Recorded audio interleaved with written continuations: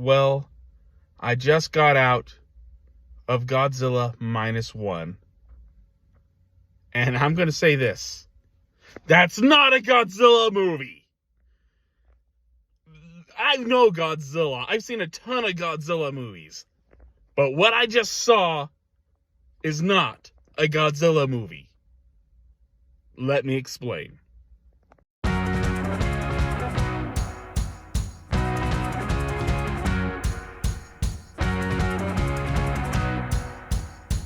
Hello, and welcome to this part of the pond, where it's the Bullfrog without the newt. School. But through the magic of green screen and editing, we can do this. Face reveal at 100,000 subscribers. We would love the subscribers, and you want to see that face. And let's talk Godzilla. And what do I mean by this movie isn't a Godzilla movie? Well, it's not a Godzilla movie. When it comes to Godzilla movies and monster movies like Godzilla, there are three things that you're looking for. The monster being awesome, the death count, and also for Godzilla movies, the roar.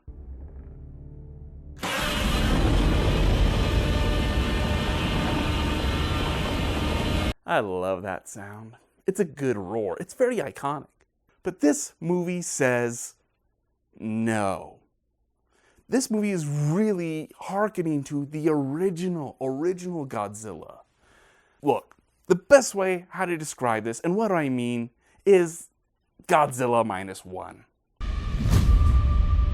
Godzilla -1. This movie, the main character really knocks you in the teeth, I think, because he is a kamikaze pilot who didn't fulfill his duty. Whoa. And to that I say, thank goodness. That is a heavy subject already. And you want to hit it even harder is when he comes home and interacts with most people, they see him as dishonor. They see him as no one to be respected. But through circumstances that he doesn't understand, he ends up becoming a part of a family unit.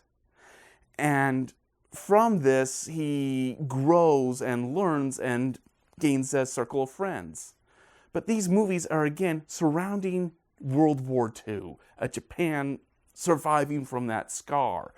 But more than that, it's too fresh. This movie begins after the bomb. And it has like 2 or 3 years later, the movie really kicks off. Because due to testing at Bikini Bottom, the bomb pisses off Godzilla and he comes out. And our main character, whose name I can't pronounce for the life of me, because A, I can't do foreign names that well, and B, I don't want to botch it. I don't want to ruin him. There's a heavy weight on him of guilt, and he didn't live up to his purpose. Ow. That's all struggling within him. He feels like he's in this forever war. He's living with PTSD. And now you add Godzilla on top of that? He is on edge. I'm terrified for him. He makes the climax worse. And this is a climax where I actually care. I don't want Godzilla being destructive. I don't like it. It's scary. This movie films the destruction of Godzilla like it did in the original. Godzilla wasn't meant to be a death count movie. It was meant to be more the subject of, this is an ugly thing happening again. Key word, again. It hits hard. It's really big, and this movie is really wrapped around the themes of love and life. And for those of you in the audience and family members who don't like subtitle movies, you don't know what you're missing. Really, there are amazing foreign films. This movie is one of them. All you have to do is read. And you don't want this movie dubbed. You don't want that dubbed. It will ruin the performance. The actor who plays the main character is doing everything he can to convey these emotions and this struggle. He is just jaw-dropping amazing. He is the main reason for this movie. This is a Godzilla movie that has an award-winning performance. Well, that's just like your opinion, man. Everyone else is just as good. There's nothing hammy. The CGI is great. It is really well done. And I admit, there is one or two hiccups to the movie. Exposition about Godzilla coming, they could have done without, and it would flowed, I thought, way better. And there is the moment in the movie where you see a radio newscast happening as Godzilla's attacking, and I admit, originally I thought that didn't needed. But the more I think about it and more I understand the theme of this movie and what's going on, I changed my opinion of that, because I don't want to get into spoilers, but it's kind of showing off that what these guys are willing to do and willing to risk, try to get as many people out of there. So he's telling them where Godzilla is going, what Godzilla is doing. So that way, if you're hearing this, you know where to avoid.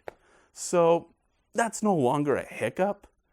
And yeah, this is not a Godzilla movie. This is a movie. And one thing I like to do when analyzing movies is look at the audience. When you look at the audience and their reactions, I feel like that needs to go into our analysis. There were people actually caring so much they were tearing up. There was a 70-year-old woman at the edge of her seat. Most of the movie, she was like this. There was a Godzilla fan like me, but he was more super duper.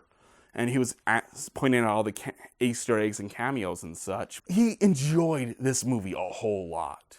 But there was also someone in the theater that knew this was his first ever Godzilla movie. Ever.